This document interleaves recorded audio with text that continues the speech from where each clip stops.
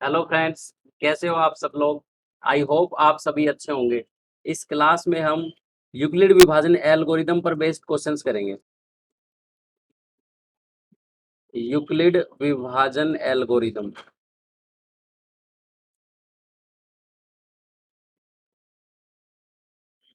इस पर based questions करेंगे। ये थ्योरम क्या होती है, ये हमने पिछली क्लासेस में देख लिया है। अगर आपने वो क्लास नहीं देखी है तो आप लास्ट क्लासेस देख सकते हैं। अब आज की क्लास स्टार्ट करते हैं।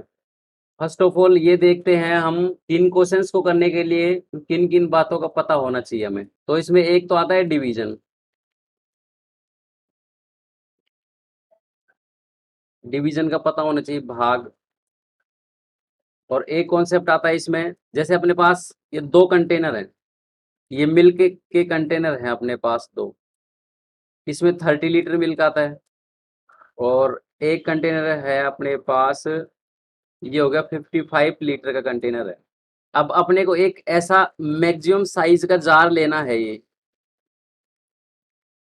इन दोनों कंटेनर में से इस जार को भरेंगे तो ये कंप्लीटली भरना चाहिए। जैसे ये जार इसमें से भरेंगे तो मान लो 10 जार भर गए। इस जार से इस कंटेनर में रखे मिल्क को भरेंगे तो मान लो 10 जार भर गए। ऐसे 10 जार भरने के बाद ये कंप्लीटली फिनिश होना चाहिए, ना तो रिमेनिंग कुछ बचना चाहिए और ना कुछ कम पड़ना चाहिए। इसी जार का यूज करेंगे इस कंटेनर के लिए।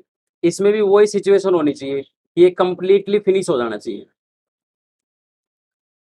अब इसके लिए इस जार का साइज क्या होना चाहिए। इस जार के अपन साइज की बात करें तो साइज क्या होना चाहिए।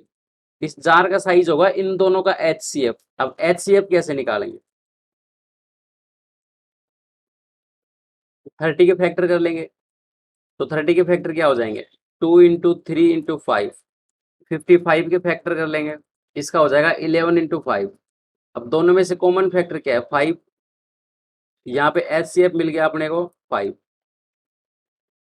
तो इसका मतलब ये हो गया कि ये 5 लीटर का जार होगा। ये मैक्सिमम साइज का जार है।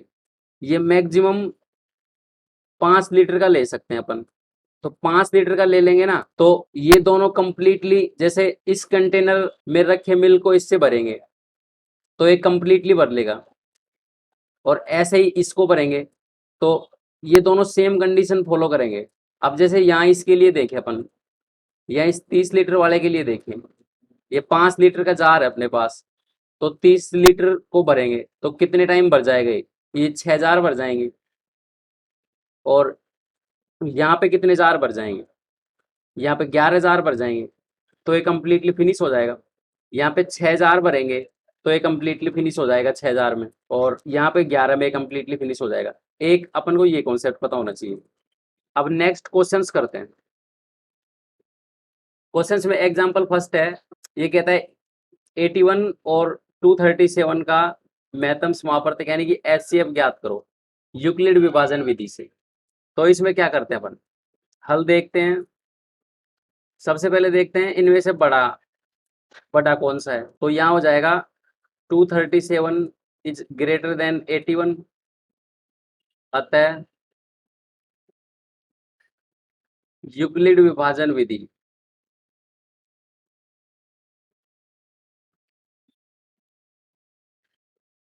का प्रयोग करने पर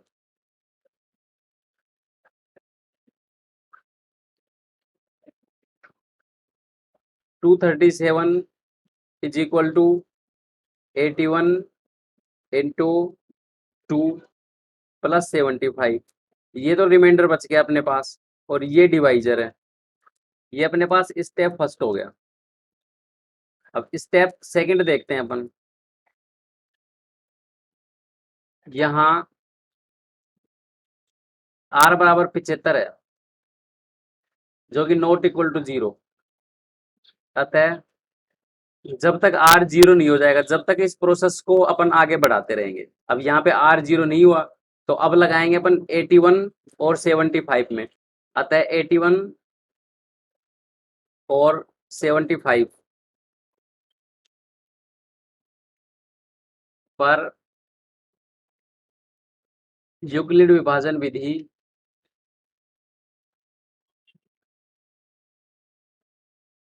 का प्रयोग करने पर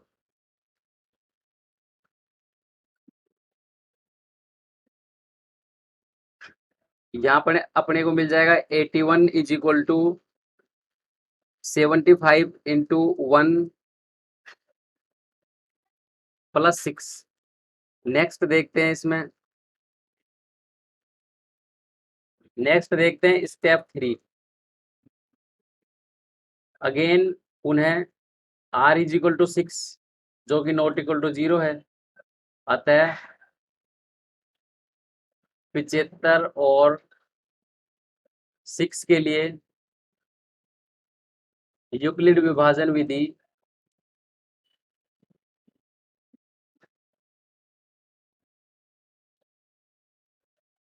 का प्रयोग करने पर ये हो जाएगा 75 is equal to 6 into 12 plus 3। ये ऐसे कर कैसे पा रहे अपन, ये अभी देखेंगे, अभी आगे, अभी इस मेथड को शॉर्ट में देखेंगे, मैथमेटिकली देखेंगे, तब आपको समझ में आ जाएगा। स्टेप 4 आ जाएगा इसमें। यहाँ भी r इज इक्वल टू कितना है 3 जो कि नॉट इक्वल टू 0 है, अतः 6 और 3 के लिए देखेंगे। अब 6 और 3 के लिए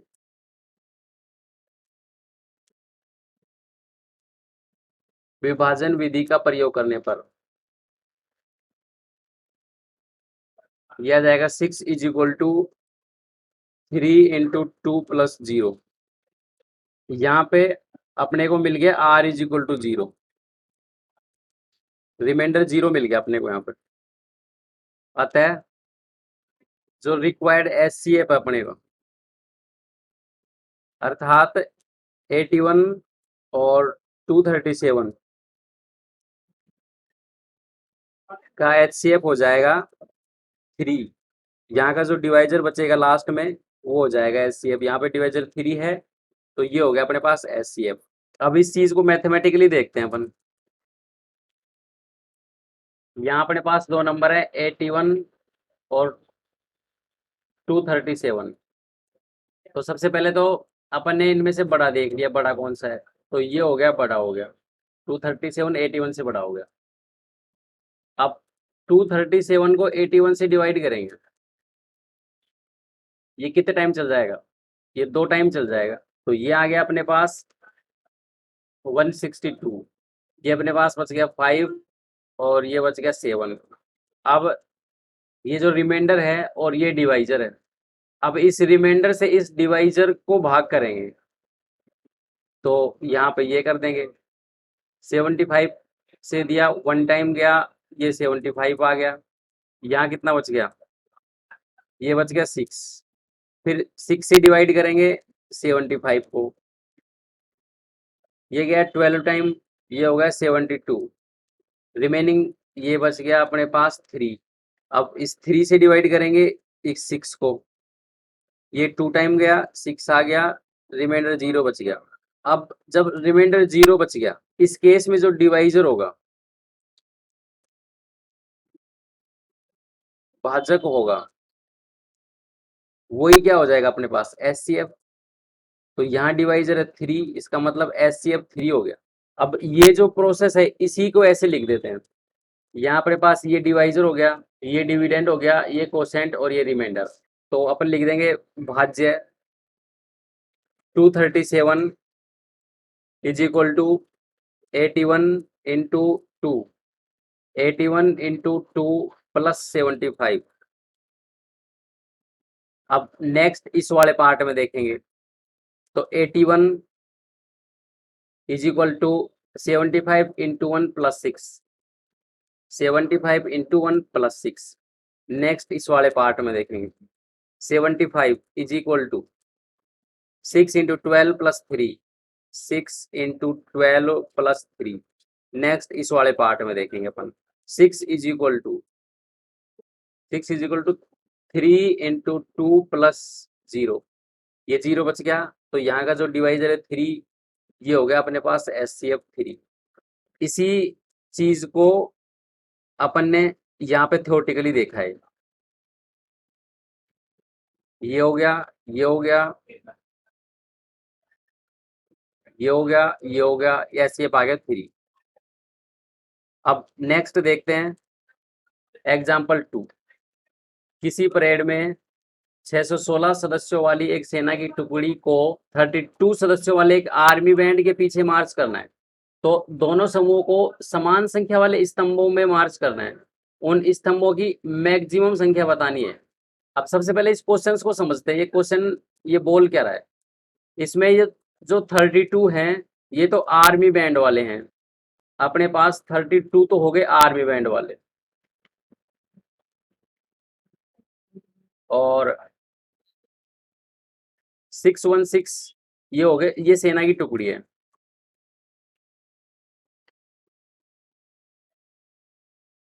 अब ये बोलता है ये जो 616 सदस्य हैं इनको 32 सदस्यों वाली एक आर्मी बैंड के पीछे मार्च करना है। और मार्च कैसे करना है कि दोनों समूहों को समान संख्या वाले इस स्तंभों में मार्च करना है। तो जैसे इसका मतलब ये हो गया, अपन 4 स्तंभ बनाते हैं।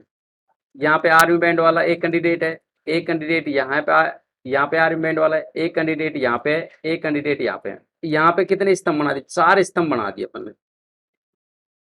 अब तो इनके नीचे खड़े होंगे, जैसे अपने 4 स्तंभ बनाए ना, तो फिर 4 यहाँ पे आ जाएंगे, ये फिर 4 यहाँ पे आ जाएंगे, और फिर ये जो 616 सदस्य हैं ये भी इन्हीं के नीचे आएंगे। ये मतलब 4-4 का ग्रुप बन जाएगा, ये 4-4 कॉलम बनते जाएंगे। और अगर अपन यहाँ पे 5 लें आर्मी बैंड वाले, तो ये 5-5 का कॉलम बन जाएगा। तो यहाँ पे ये पूछ रहा है कि दोनों समूहों को समान संख्या वाले स्तंभों में मार्च करना है। ठीक है, तो स्तंभों की अधिकतम संख्या बतानी है कि अधिकतम ये स्तंभ कितने ले सकते हैं अपन। जैसे अपन ने यहाँ तो स्तंभों की संख्या कितनी ली? 4 ली। अब ये 5 ले ली, तो मैक्सिमम कितने स्तंभ ले सकते हैं? तो इस चीज का कैसे पता चलेगा? इस चीज का पता चलेगा अपने को, इनका HCF निकालेंगे। तो HCF देखते हैं इनका। HCF 616 और 32 का देखते हैं। तो वही देखेंगे, सबसे पहले देख लेंगे, बटा देख लेंगे यहाँ पे। 616 इज ग्रेटर देन 32, देन इनके लिए विभाजन विधि का प्रयोग करने पर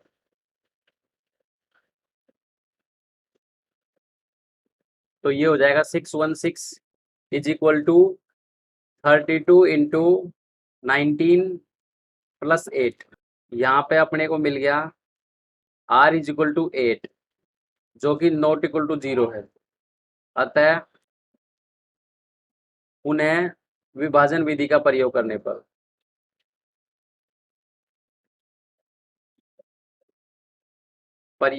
पर यहाँ पे अपने पास रहेगा 32 is equal to 8 into 4 plus 0। यहाँ पे रिमाइंडर 0 आ गया, यहाँ पे अपने पास R 0 आ गया। अतः जो वांछित HCF है, मतलब जो रिक्वायर्ड HCF है, वो यहाँ का डिवाइजर हो गया 8 होगा। अब यहाँ पे अपने को HCF मिला है 8, तो इसका मतलब ये हो गया इसमें कि जो यहाँ पे मैक्सिमम कॉलम ले सकते हैं ना अपन, वो 8 ले सकते हैं यहाँ पे। तो यहाँ पे 8 कॉलम ले लेंगे अपन, उनके नीचे ये आ जाएंगे, ये आ जाएंगे, ये ऐसे नीचे कॉलम बनते जाएंगे। तो यहाँ पे आर्म बैंड वाले कंप्लीट हो जाएंगे, फिर ये सेना की टुकड़ी वाले चल चल के 8-8 के ग्रुप में चलेंगे सारे। तो यहाँ पे मैक्सिमम कॉलम अपन ले सकते हैं 8। नेक्स्ट क्वेश्चन देखते हैं अपन इसमें। एग्जाम्पल 3 ये बोलता है वह सबसे बड़ी संख्या याद कीजिए जो ये 245 और 2053 को इस प्रकार से विभाजित करता है कि रिमाइंडर 5 बचे। इन दोनों संख्या में ऐसी बड़ी से बड़ी संख्या से डिवाइड करना है कि दोनों ही केस में रिमाइंडर 5 बचे। तो इसमें अपन ऐसा करें कि जैसे 245 है और एक अपने पास है 2053, इसमें से जो 5 रिमाइंडर बचेगा ना वो हटा दें। तो ये बच गया अपने पास 240, यहाँ से हटा दिया तो अपने पास बच गया ये 48 बच गया। अब इन दोनों नंबर को डिवाइड करेंगे तो ये कंप्लीट डिवाइड हो जाएंगे। तो इन दोनों नंबर को कंप्लीटली डिवाइड करने वाला सबसे बड़ा नंबर क्या होगा? इन दोनों का HCF होगा, इन दोनों का HCF हो जाएगा। तो इसका सॉल्यूशन देखते हैं अपन।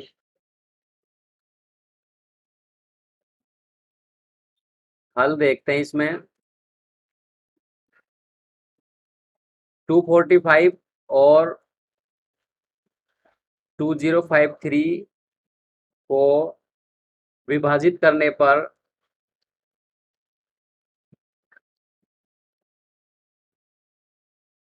प्रत्येक स्थिति में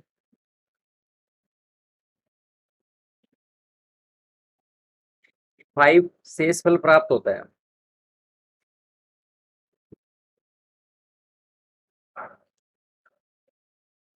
अब इनमें से 5 हटा देते हैं अपन। जैसे 245 में से 5 हटाया तो 240 हो गया, तथा 2053 में से 5 हटाया तो 2048 हो गया। अर्थात 240 और 2048 को पूर्णतः विभाजित किया जा सकता है।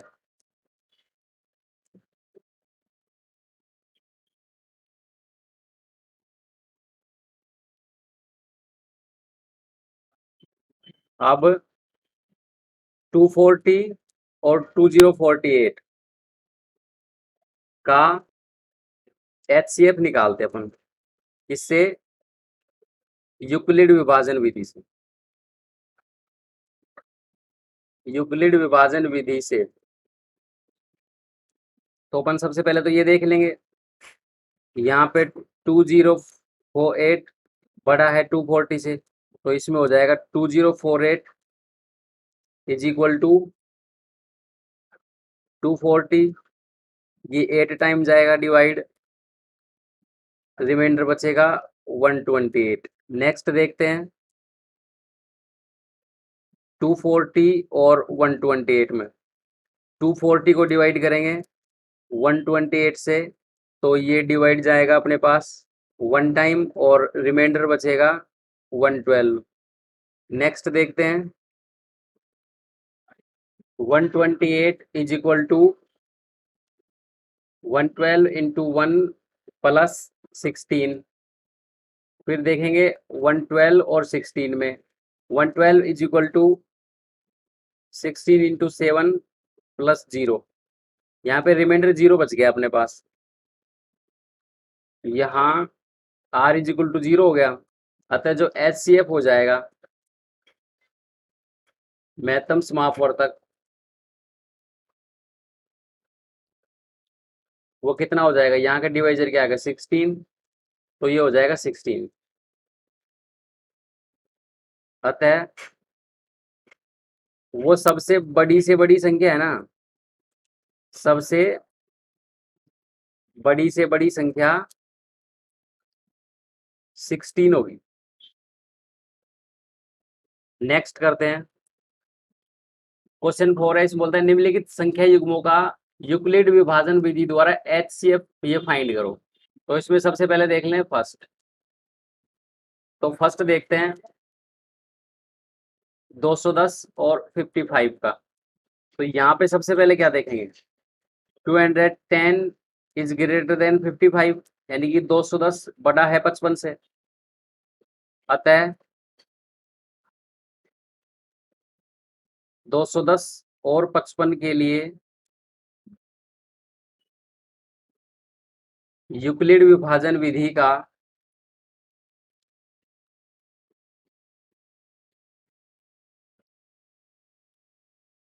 चरणबद्ध प्रयोग करने पर, यानी कि स्टेप वाइज प्रयोग करने पर, तो यहाँ अपने पास हो जाएगा 210 is equal to 55 into 3 plus 45। अब देंगे 55 और 45 में 55 को डिवाइड करेंगे 45 से, तो 55 is equal to 45 into 1 plus 10 बच जाएगा इसमें। अब देखेंगे 45 और 10 में, तो 45 इज इक्वल टू 10 इंटू 4 ये रिमाइंडर बच गया यहाँ पे 5। अब देखेंगे 10 और 5 में। 10 is equal to 5 into 2 plus 0। यहाँ पे रिमाइंडर 0 बच गया। यहाँ आर बराबर 0, अतः एच सी एफ हो जाएगा अपने पास 5। अतः एच सी एफ 5 होगा। नेक्स्ट क्वेश्चन देखते हैं। क्वेश्चन सेकंड देखते हैं। यहाँ 420 इज ग्रेटर देन 130, अतः 420 और 130 के लिए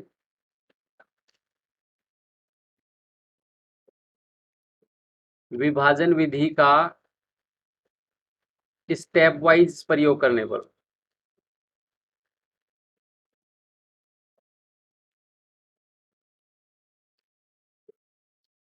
यहाँ मिल जाएगा 420 is equal to 130 into 3 plus 30। Next लेंगे 130 और 30 में, तो 130 को डिवाइड करेंगे 30 से, तो ये डिवाइड जाएगा 4 टाइम, रिमाइंडर बच जाएगा 10। अब इस डिवाइजर और इस रिमाइंडर में देखेंगे तो 30 is equal to 10 into 3 plus 0, remainder 0 बच गया, मतलब एच सी एफ हो गया 10। यहाँ आर बराबर 0, अतः एच सी एफ हो जाएगा 10। नेक्स्ट देखते हैं 75 243। वही करेंगे यहाँ पे 243 इज ग्रेटर देन 75, अतः 243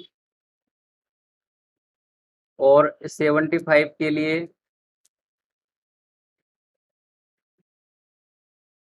विभाजन विधि का चरणबद्ध प्रयोग करने पर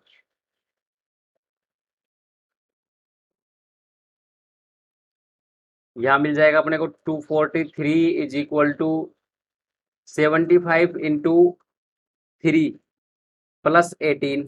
अब देखेंगे ये 75 और 18 में, 75 को डिवाइड करेंगे 18 से, ये कितने टाइम जाएगा, 18 चौक 72, ये 4 टाइम गया और रिमाइंडर बच गया 3। अब 18 और 3 में देखेंगे, 18 को डिवाइड करेंगे 3 से, 3 6 के 18, 6 टाइम गया और रिमाइंडर बच गया 0। अब यहाँ पे रिमाइंडर 0 है, तो जो एच सी एफ क्या हो जाएगा, 3 हो जाएगा। यहाँ आर बराबर 0, अतः एच सी एफ 3 होगा। इसी चीज को ऐसे अपन ये मैथमेटिकली देख सकते हैं संक्षेप में कि 243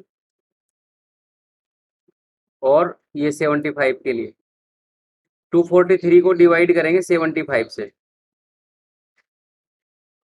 ये 3 टाइम जाएगा, ये हो गया 225, रिमाइंडर बच गया 18। फिर इस 75 को डिवाइड करेंगे, 18 चौक 72, रिमाइंडर बच गया 3। अब इस 18 को डिवाइड करेंगे, 3 6 के 18, रिमाइंडर बच गया 0। तो अपने पास ऐसे हो गया 3। अब इसी चीज को यहाँ पे ऐसे लिख दिया 243 is equal to 75 into 3 plus 18, 75 into 3 plus 18। अब इस वाले पार्ट में देखेंगे 75 is equal to 18 into 4 plus 3, 18 into 4 plus 3।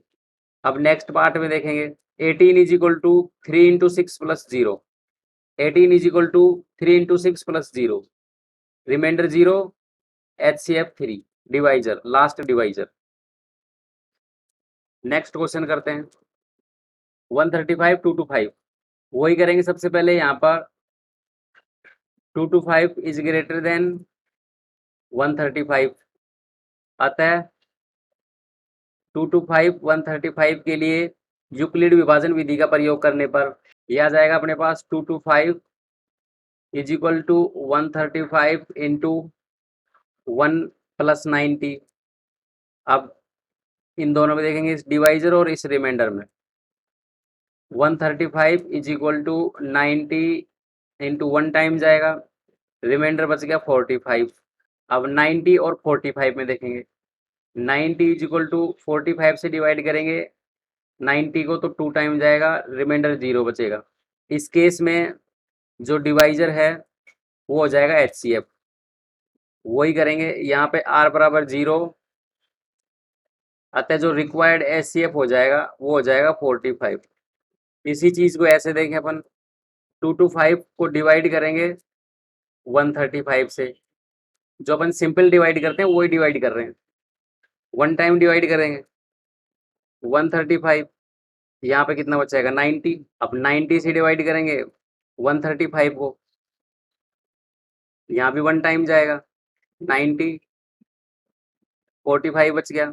45 से डिवाइड करेंगे 90 को, यहाँ पे 2 टाइम गया 90 आ गया, रिमाइंडर 0। इस केस में जो डिवाइजर होगा, जो भाजक होगा, वो क्या हो जाएगा अपना HCF हो जाएगा। तो ये HCF हो गया 45, ये अपने पास आ गया 45। नेक्स्ट क्वेश्चन करते हैं 196 38 220। यहाँ पे सबसे पहले देखते हैं बड़ा, ये आ गया अपने पास 38,220 इज ग्रेटर देन 196। अतः 38,220 और 196 के लिए विभाजन विधि का प्रयोग करने पर तो यहाँ अपने को मिल जाएगा 38,220 इज इक्वल टू 196, ये जाएगा 195 टाइम, तो रिमाइंडर बच जाएगा इसमें 0। रिमाइंडर 0 बच गया, यहाँ पे R बच गया 0, तो HCF क्या हो जाएगा 196। अब इसको भाग वाली विधि से देखते हैं। 38,220 को डिवाइड करेंगे 196 से, 1 टाइम जाएगा, ये आ गया 196, यहाँ पे सब्सट्रैक्ट कर दिया, ये आ गया 1862। अब यहाँ पे क्या कर रहे थे अपन, इस रिमाइंडर से डिवाइड कर रहे थे इस डिवाइजर को। ये कब करते हैं अपन, जब रिमाइंडर डिवाइजर से छोटा होता है ना, उस केस में कर रहे थे अपन ये। अब यहाँ पे जो रिमाइंडर है ये डिवाइजर से बड़ा है, तो इसमें जो सिंपल अपन डिवीजन करते हैं वही प्रोसेस आगे बढ़ाएंगे इसमें। तो 1862 को डिवाइड करेंगे 196 से, तो ये जाएगा 9 टाइम, ये आ जाएगा 1764। सब्ट्रैक्ट कर देंगे 980 आ जाएगा। इसमें 5 टाइम डिवाइड करेंगे तो ये आ गया 980, रिमाइंडर 0। अब रिमाइंडर 0 आ गया, इस केस में जो डिवाइजर होगा, तो यहाँ डिवाइजर क्या है 196, वही तो HCF होता है, तो यहाँ पे आ गया 196। नेक्स्ट क्वेश्चन करते हैं 867 और 255 का HCF देखते हैं। यहाँ अपन देखते हैं वही प्रोसेस करेंगे। यहाँ 867 बड़ा है 255 से, अतः 867 और 255 के लिए यूक्लिड विभाजन विधि का चरणबद्ध प्रयोग करने पर 867 is equal to 255 into 3 plus 102। Next इसमें देखेंगे तो यह आ जाएगा 255 इज इक्वल टू 102 से डिवाइड करेंगे तो ये 2 टाइम जाएगा और रिमाइंडर बच जाएगा 51। नेक्स्ट इन दोनों में देखेंगे 102 को डिवाइड करेंगे 51 से, ये 2 टाइम जाएगा, रिमाइंडर बचेगा 0। यहाँ R0 है, अतः जो HCF है वो क्या हो जाएगा 51। अब इसको ऐसे देख लेते हैं, 867 को डिवाइड करते हैं 255 से, तो इसमें देंगे 3 टाइम देंगे तो ये आ जाएगा 765, यहाँ से घटा देंगे 102 आ जाएगा, फिर 102 से डिवाइड करेंगे 255 को, यहाँ पे 2 टाइम जाएगा, यहाँ पे होगा 204। यहाँ सब्ट्रैक्ट कर देंगे, 51 बच गया। 51 से डिवाइड करेंगे 102 को, 2 टाइम चल जाएगा इसमें, 102 रिमाइंडर 0। तो जो यहाँ पे जो भाजक होगा वो अपने को मिल जाएगा HCF। HCF हो गया 51, ये आ गया अपने पास 51। नेक्स्ट क्वेश्चन करते हैं। ये बोल रहा है यदि संख्या 408 और 1032 के महत्तम समापवर्तक को, यानी कि इन दोनों का HCF निकालेंगे पहले तो, उसको इस फॉर्म में लिख देते हैं। तो जो x का मान होगा ना, ये x दे रखा है यहाँ पे, इसका मान क्या होगा ये देखते हैं। तो सबसे पहले तो इनका HCF निकालते हैं, 408 और 1032 का, वो यूक्लिड विभाजन विधि से निकालेंगे। तो यहाँ क्या आ जाएगा, 1032 इज इक्वल टू 408, ये चल जाएगा अपने पास 2 टाइम, और यहाँ पे रिमाइंडर बच जाएगा 216। फिर 408 को डिवाइड करेंगे 216 से, 216 ये अपने पास चल जाएगा 1 टाइम, रिमाइंडर बच जाएगा 192। फिर 216 और 192 में, 216 को डिवाइड करेंगे 192 से, ये कितने टाइम जाएगा, ये जाएगा 1 टाइम, रिमाइंडर बच गया 24। 192 और 24 में, 192 को डिवाइड करेंगे 24 से, ये जाएगा 8 टाइम, रिमाइंडर 0। यहाँ पे R0 मिल गया अपने को। तो जो HCF हो गया अपने पास, वो क्या आ गया, 24 आ गया, HCF 24 आ गया। अब इसमें बोल रहा है इनका HCF को इस फॉर्म में लिखा जाता है, तो x का मान ज्ञात करो। मतलब इसको HCF को ऐसे लिख दिया, हाँ, तो HCF किसके इक्वल हो जाएगा, इसके इक्वल हो जाएगा HCF। तो यहाँ पे ये हो जाएगा, नेक्स्ट हो जाएगा, इसलिए 1032 x minus 408 into 5 is equal to 24। तो इसमें करेंगे अपन 1032 x is equal to 24 plus, इसको इधर लाएंगे प्लस का हो जाएगा 408 into 5, 1032 x is equal to 24 plus, ये हो जाएगा अपने पास 2040। इसमें ये ऐड कर देंगे तो ये हो जाएगा 2064। यहाँ पे 1032 x, तो यहाँ पे x बराबर अपने पास आ जाएगा 2064, डिवाइड कर देंगे 1032, तो ये 2 टाइम कट गया, तो x का मान आ गया अपने पास 2। नेक्स्ट क्वेश्चन करते हैं, NCERT एग्जाम्पल फर्स्ट। यहाँ पे बोलता है 4052 और 12576 का HCF बताओ यूक्लिड विभाजन एल्गोरिदम विधि से। तो अपन पहले इसको भाग वाली विधि से देख लेते हैं। 12576 को डिवाइड करेंगे 4052, तो ये इसमें 3 टाइम चल जाएगा, ये आ गया 12156, यहाँ पे बच गया 420, 420 से डिवाइड करेंगे 4052, यहाँ पे 9 टाइम चला जाएगा, यहाँ पे आ गया 3780, 272 बच जाएगा। अब 272 से डिवाइड करेंगे 420 को, 1 टाइम जाएगा, 272, ये आ जाएगा 148, 148 से डिवाइड करेंगे 272 को, 1 टाइम, 148, 124 बच जाएगा, 124 से डिवाइड करेंगे 148 को, 1 टाइम, 124, 24 बच जाएगा, 24 से डिवाइड करेंगे 124 को, 24 पाँचे 120, 4 बच जाएगा।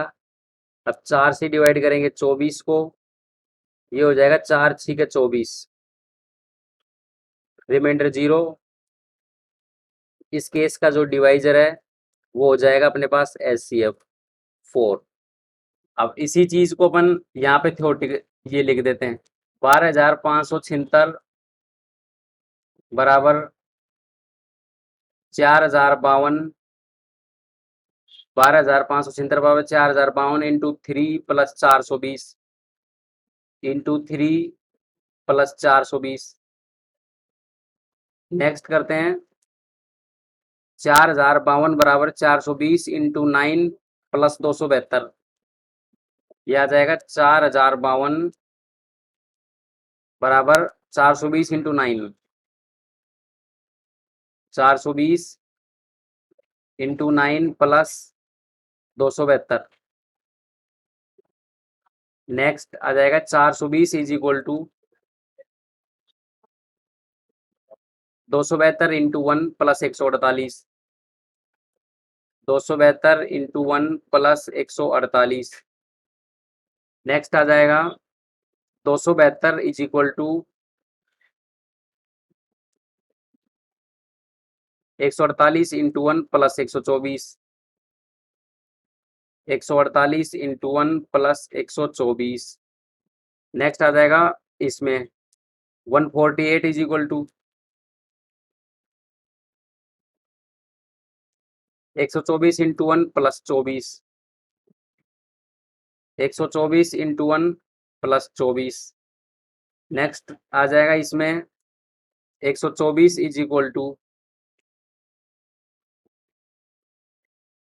24 इंटू 5, 24 इंटू 5 प्लस 4। नेक्स्ट आ जाएगा 24 इज इक्वल टू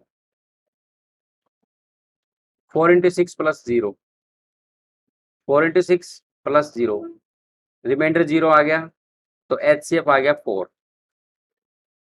यहाँ पे HCF मिल गया अपने पास 4। नेक्स्ट क्वेश्चन करते हैं,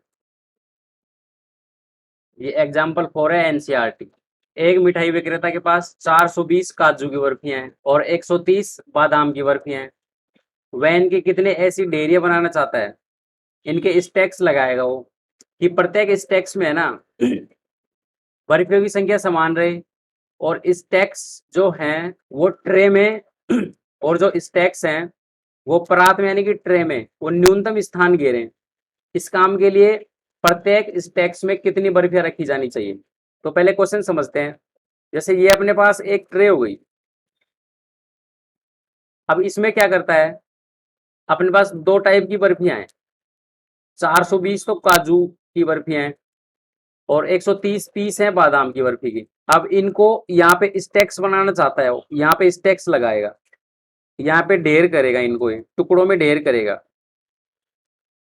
अब यहाँ पे वो बोल रहा है ये जो स्टैक्स हैं, ढेरियां हैं, ये परात में न्यूनतम स्थान घेरे, मतलब परात में कम से कम स्थान घेरे। तो परात में कम से कम स्थान घेरेगी तो जो स्टैक्स की संख्या कम से कम होनी चाहिए, इन स्टैक्स की संख्या कम से कम होगी तभी तो परात में कम से कम स्थान घेरेंगे। और ये स्टैक्स की संख्या कम से कम होगी, इसका मतलब इन स्टैक्स में जो बर्फी के पीसेस है वो ज्यादा से ज्यादा होने चाहिए। तो इसके लिए क्या करेंगे अपन, इसके लिए करेंगे 420 और 130 का HCF ले लेंगे अपन। HCF लेंगे 420 और 130 का, वो यूक्लिड विभाजन विधि से कर लेंगे। तो इसमें आ जाएगा अपने पास 420 बराबर 130 इंटू ये 3 टाइम डिवाइड हो गया, ये 30 रिमाइंडर बच गया। अब 130 और 30 में देखेंगे, 130 इज इक्वल टू ये 30 से डिवाइड करेंगे, ये 4 टाइम गया 120 प्लस 10 बच गया। अब यहाँ पे देखेंगे 30 इज इक्वल टू 10 से डिवाइड करेंगे, 30 को 3 टाइम डिवाइड जाएगा, रिमाइंडर 0 बचेगा। अब यहाँ पे अपने पास HCF आ गया 10, HCF हो गया अपने पास 10। इसका मतलब ये हो गया कि जो प्रत्येक प्रकार की बर्फी है, प्रत्येक प्रकार की बर्फियों के है ना, बर्फियों के लिए 10-10 के स्टैक्स लगाने चाहिए उसको, 10-10 के स्टैक्स यानी कि ढेर लगाने चाहिए उसको।